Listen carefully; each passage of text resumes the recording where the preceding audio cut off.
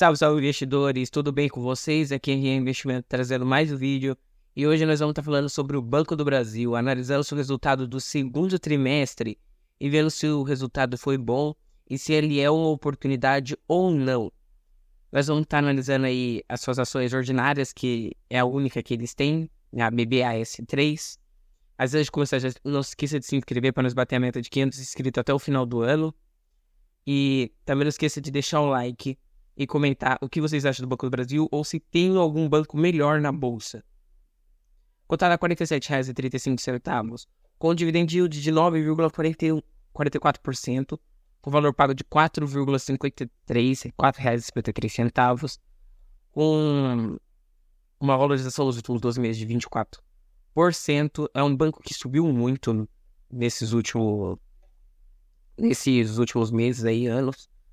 Você pode ver, na época da eleição ele caiu muito bem mesmo, chegou a R$29, depois disparou. Para quem comprou aqui em 2020 também ganhou uma valorização muito boa, chegou aos R$19. Quem comprou aqui ganhou então uma valorização esplendorosa aí de R$27. Com 100% de taxa longa em ações ordinárias, com uma liquidez diária de 454.357.008, com uma participação de 3% no Ibovespa. O que é liquidez média diária? Explicando. Liquidez média diária é quanto da ação é negociada em um dia. Cerca de o valor que as ações do Banco do Brasil movimentam em um dia é cerca de R$444 milhões. E uma participação no Ibovespa de 3,39%. O Ibovespa é a bolsa brasileira. Significa que aquela volatilidade que ele tem, 3,39%, é influenciado pelas ações do Banco do Brasil. Com PN de 4,23, significa que em 4 anos pagaria todo o valor que você investiu nela em forma de lucro. Um PVP de 0,85 significa que a cada R$100 que o banco tem, você está pagando R$85, ou a cada R$1 que o banco tem, você está pagando 85 centavos, dá na mesma. E então, contando, você está com 15% de desconto. O Banco do Brasil, mesmo com toda essa subida, ele ainda está com desconto. Se fosse para chegar num valor patrimonial de 1,0, ele teria que estar cotado a R$56, mas ele está cotado a 47. Sua margem bruta está em 32,3% e a margem líquida em 12,35%. O que é a margem bruta e o que é a margem líquida? Margem bruta é a cada R$100 que eles vendem, o que vira receita para a empresa. R$32,03. Mas depois de pagar impostos, depreciação, amortização, juros e etc., o que sobra para ela de fato em margem líquida, que é o quanto sobra, é R$12,35, que é igual o lucro. O que sobra de lucro dos R$32 é 12,35, R$12,35. O seu ROI, retorno sobre capital investido, que é feito em propagandas e dentre outros, está em 20,1. Muito bom, eu gosto de ir acima de 15. Sua carga de receita nos últimos 5 anos teve um crescimento aí anual da média de 5,71% e nesse ano já teve um crescimento de 9%. Já o seu lucro cresceu aí em média por ano 7,20% e desde 2021 vem crescendo na casa dos 2 dígitos, 22%. Não tem muitas ações alugadas, paga dividendo com uma alta periodicidade. A maior periodicidade é em março, maio, junho, agosto, setembro, novembro e dezembro. Paga em média de 2 em 2 meses ou de 3 em 3 meses, que é o que está no estatuto normalmente. Aqui temos o valor do dividendo. Não, eu já avisando aqui que eu, de vez em quando eu vou estar tossindo. Estou doente, mas mesmo assim estou trazendo o vídeo para vocês. Lembrando que nada que tiver nesse vídeo não é recomendação nem de compra, nem de venda, e muito menos de manutenção de ativos. É apenas do caráter educativo. O banco nunca deu prejuízo. Nós podemos pegar aqui no máximo dele desde 2009. Nunca deu prejuízo. E desde 2011 paga dividendo todo ano certinho. Cerca de 38% a média. E a maior já foi 61%. Se ele distribui 100% do lucro, imagine o dividendo. Se está em 9% com 38%, aqui nesse ano está com 39% de payout, imagina se ele distribui 100%. Tudo indica que 2023 vai passar 2022. Mas eu acho bem difícil ele pagar 100% de payout. O banco tem um patrimônio líquido de 162 bilhões, não tem dívida bruta, não tem dívida líquida e tem uma disponibilidade ainda em caixa de 65 bilhões de reais. Um valor de mercado de 137 bilhões, 49% de free float. A única parte ruim do Banco do Brasil, mas eu acho que isso não influencia muito ainda, é que ele é uma estatal. Essa é a parte ruim. 50% do seu comando está sobre o Ministério da Fazenda. Aí você fala, mas ele não é o acionista controlador. Mas temos o BNDES, temos várias outras formas do governo ter participação que atinja mais de 50%. Testando um pouquinho, né, para baixo aqui, nós vamos pegar o lucro dele de 2019. A sua receita era de 123 bilhões. Saltou para 236 bilhões. Os seus custos saíram de 89 bilhões para 162 bilhões. E o lucro bruto saiu de 33 bilhões para 74 bilhões. Agora vamos para o lucro líquido, que depois de imposto, depreciação, juros, entre outras coisas.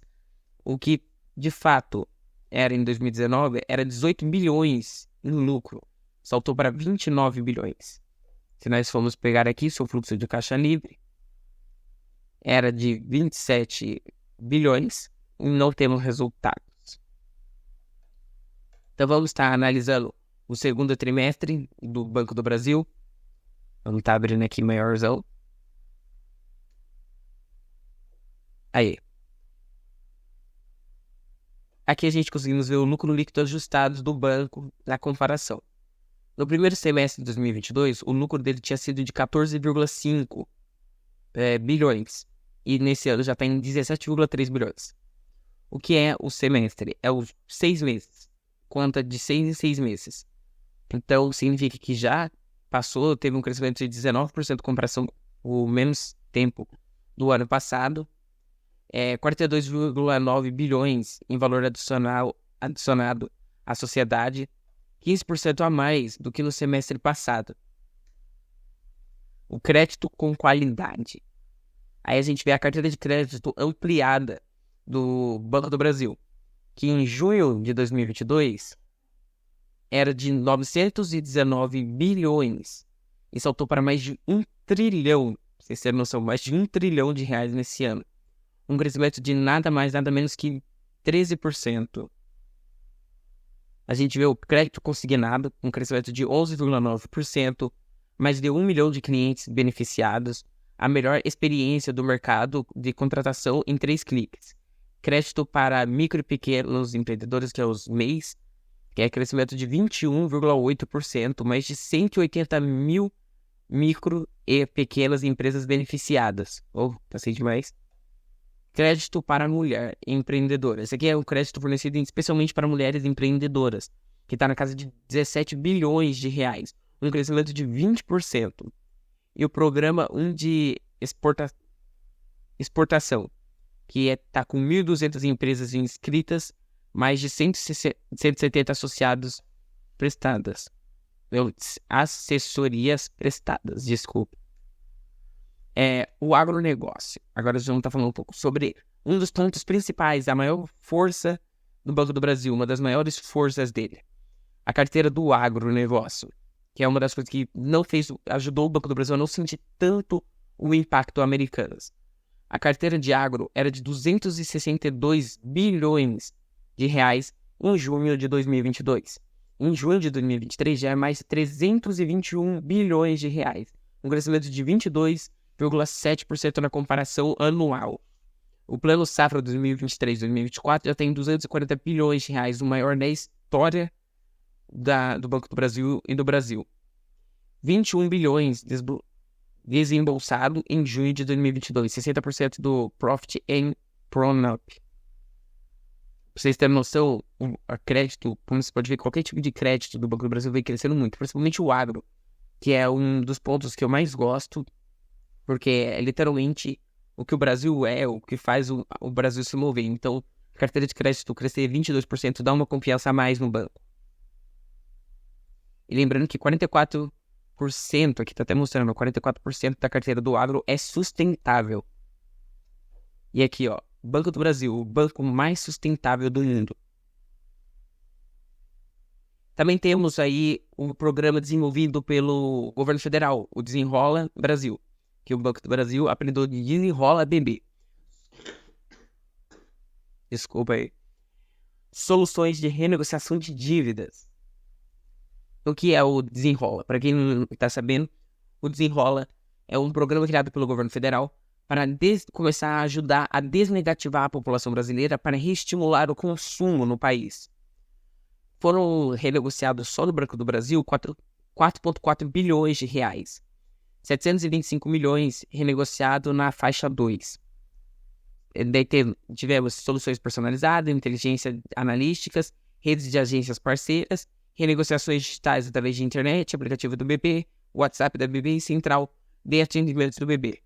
E foram beneficiados 505 mil clientes atendidos e 85 mil clientes atendidos na faixa 2. Até aqui já especifica um pouco, ó. Renegocia agora sua dívida e desenrola.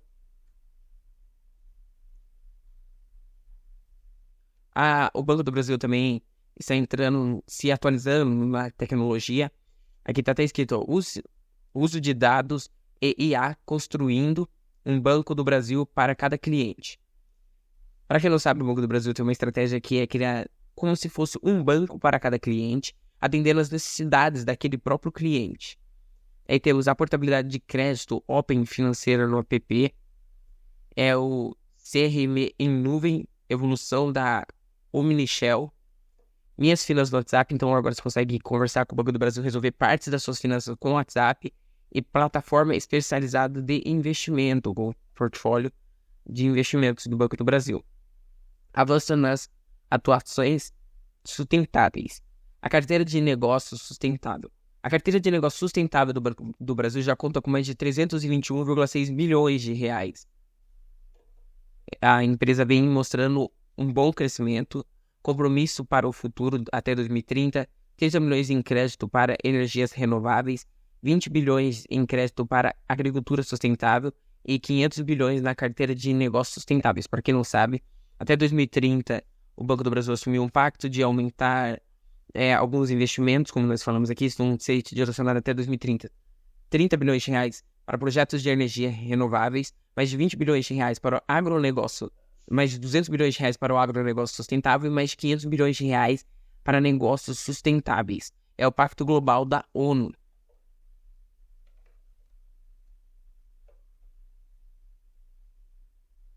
Aqui nós vamos estar falando como que está sendo a parte do Banco do Brasil com mulheres, pessoas LGBT, etc. Avanços da institucionais. Membros do Conselho de Administração, 2 negros e 2 pessoas LGBTs, um crescimento. Membros do Conselho de Diretoria também temos 2 negros e 2 LGBTs, crescimento também. Mulheres na diretoria executiva, teve um aumento. Mulheres aprovadas, novos executivos, também um crescimento de 25% para 56%. Aprovação do PCD, um curso do BB, de 4% para 10%. Agora nós vamos para os resultados da companhia. O resultado, o lucro líquido, ajustado em bilhões. Aqui nós podemos ver que o RSPL saiu de 20, foi para 21. O lucro líquido aí saiu de 7,9 bilhões no segundo trimestre de 22 para 8,8 bilhões no segundo trimestre de 23. Comparação anual, um crescimento de 11%, em comparação com o trimestre passado, no primeiro tri de 2022, que foi de 8,5 bilhões, um crescimento de 2,8%. E na comparação semestral, um crescimento de 19,5%, saindo de 14,5 bilhões para 17,3 bilhões. A carteira de crédito ampliada, aqui nós conseguimos ter uma visão mais ampla dessas partes. A carteira de crédito do Banco do Brasil atingiu a marca de 1 trilhão e 44 bilhões e 900 milhões de reais. Crescimento na comparação de março para junho de 1,2% e na comparação de junho de 22 para junho de 23 um crescimento de 13,6%. Os empréstimos para pessoas físicas, na comparação com março de 2023, teve um crescimento de 0,6%, mas na comparação anual de junho de 22 para junho de 23, um crescimento de 10%. Já para micro e pequenos empreendedores, o crédito, em comparação com o mês anterior, cresceu 1,4%. Em março, era de 114 bilhões, saltou para 116 bilhões. Só que em junho de 22 era de 95 bilhões, saltou para 116 bilhões. Eu vou estar falando de um ano para o outro. Nós vamos estar usando março a partir de agora. A gente só não está falando assim na comparação. Já no agronegócio, a carteira de crédito, em comparação com março para junho, teve um decréscimo, um declínio de 0,3%. Já na comparação de junho de 22 para junho de 23, um crescimento de 22%, saindo de 262 bilhões para 321 bilhões. Já grandes empresas e governo teve um salto de 5,9% em comparação de junho de 22 para junho de 23. E de março para junho teve um crescimento de 3,3%, quer dizer. Grandes empresas, o empréstimo nesse junho foi de 201,6 bilhões, a carteira de crédito, e 53,8 bilhões para o governo. Ano passado era 184,6 bilhões para micros e pequenas empresas, para grandes empresas, quer dizer, e 56,6 bilhões para o governo. Para o governo diminuiu, para as empresas aumentou. E negócios sustentáveis são mais de 321,6 bilhões de reais. Aqui a gente consegue ver o PCLD ampliado. Teve um declínio de 7,2%. O custo do crédito aumentou. E na comparação do segundo TRI de 22 para o segundo TRI de 23, teve um declínio de 7,2% nesse trimestre, na comparação com o trimestre passado, que foi de 2,9%. O crescimento do ano passado para esse de 144%. Já no primeiro semestre com o segundo semestre, do primeiro semestre do ano passado com o segundo semestre desse ano, foi um crescimento de 128%. Já o risco de crédito teve um declínio de 85% na comparação anual e na comparação trimestral um declínio de 104%. Excelente. Recuperação de crédito. Na comparação do ano passado com esse ano, um crescimento de 0,6%. Um crescimento reduzido, mas que dá uma boa visão. E já na comparação do trimestre, primeiro TRI com o segundo TRI, um crescimento de 13%. Descontos concedidos nos créditos, nos empréstimos, como podemos dizer. Na comparação anual foi de 41,6%, mas na comparação trimestral foi de 36%. E perdas por imparidades, na comparação anual, foi uma perda de um aumento de perdas de 132%, e na comparação trimestral, uma diminuição de 89%. Qualidade de crédito. A inadimplência a mais 90 dias. A gente vai estar pegando aqui as inadimplências do banco, considerando os 90 dias. A inadimplência aqui da SFL, que é os outros bancos, como podemos dizer, está com uma inadimplência no mês de junho de 3,60%. O Banco do Brasil está com 2,73% e o BBX, caso de específico, estaria em 2,75%. Significa que se não tivesse alguns casos específicos, o Banco do Brasil estaria em 2,65% abaixo da média. Inadimplência mais 90 dias por segmentos. Pessoas físicas, a inadimplência está em 5,27%. Em pessoas jurídicas está em 2,58%, poderia estar em 2,31%. Pessoas PJs específicas estariam em 2,31%. E com agro está em 0,58%. Para quem não sabe, inadimplência é o risco de crédito, o banco tomar calote. A cobertura, o índice do coberto do Banco do Brasil está em 201,3%. O índice coberto da SFM está em 180%. Formação de inadimplência. Cobertura NPL está em 111,82%. E a News LPL em bilhões está em 7,60 bilhões. E o News LPL em carteira de crédito está em 0,83%. Margem financeira bruta. Essa você nos vê aqui a margem financeira bruta dela, que teve um crescimento na comparação anual de 34,2% e na comparação trimestral de 8,20%. E na comparação semestral do primeiro semestre do ano passado com esse, um crescimento de 36%. A receita financeira com operações de crédito saltou 28% na comparação anual e 4% na comparação trimestral. Os resultados do Tesouraria saltaram 56% na comparação anual e 15% na comparação semestral. Despesas financeiras e captação dispararam 38% no anual e dispararam no último trimestre 6,2%. Despesas financeiras com captação de institucional saltou 14,4% e na comparação trimestral 0,2%. Margens financeiras com clientes e com o mercado, nós conseguimos ver aqui, teve um crescimento, saindo de 7,5% para 8,5%, e a margem financeira com clientes está em 70,7 bilhões, e a margem financeira com o mercado com 2,7 bilhões. A comparação semestral, basicamente a mesma coisa. Dinâmica de receitas e despesas. Melhor índice de eficiência a série histórica. O seu índice de eficiência está em 28,3%. Receita de prestação de serviços saltou 5,6% na comparação anual e 1,9% na comparação trimestral.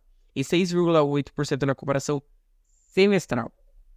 As despesas administrativas tiveram um aumento anual de 8,8% e na comparação trimestral 3,9%. E no semestre de 7,4%. É normal aumentar, se o banco cresce, é normal as despesas aumentarem. Índice de Brasileiro. Oh, buguei tudo aqui. Nível 2 está em 17,54. Nível 1 está em 15,43%. E capital principal de 12,4%. Você pode ver que tem um declínio na comparação trimestral e anual. Captação de 12,1 bilhões. Lucro líquido de 510 milhões. Zero cambial de 0,15. O ajuste prudenciais de menos 0,14 e RWA de menos 0,2%. Captação principal de 12,21. Agora nós vamos ver as projeções do Banco do Brasil. A carteira de crédito, eles esperam que o crescimento seja de 9% a 13%. Já a carteira pessoas físicas de crédito, o crescimento de 7% e 11%. Aqui, empresas de 7%, daí teve um movimento, era para ser de 7% e 11%, foram aumentados para 8% e 12%, agronegócio aumentado para 14% e 18%, margens financeiras brutas aumentado para 22% e 26%, PCLD ampliado teve uma mudança entre 27 bilhões e 23 bilhões, receitas de prestação de serviços teve um reajuste para 4% e 8%, despesas administrativas foram mantidas em 7% e 11%, e o lucro líquido mantido de 33 a 37 bilhões. Foi esse o resultado do Banco do Brasil. Agora a minha opinião. Gosto bastante do Banco do Brasil, acho um banco muito seguro, mesmo com essa inflação altíssima e com essa inflada que dão os preços do banco. O banco continua mostrando bons resultados, cotação acompanhando o lucro, e foi o que aconteceu no Banco do Brasil.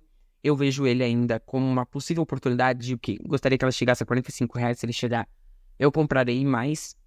Então, deixa aqui nos comentários qual é a sua opinião. Lembrando que que tiver aqui não é recomendação nem de compra nem de vender, muito menos de manutenção de ativos. É apenas a minha opinião. E, na minha opinião, é um banco excelente para adicionar em carteira. E foi esse o vídeo. Até o próximo vídeo e falou!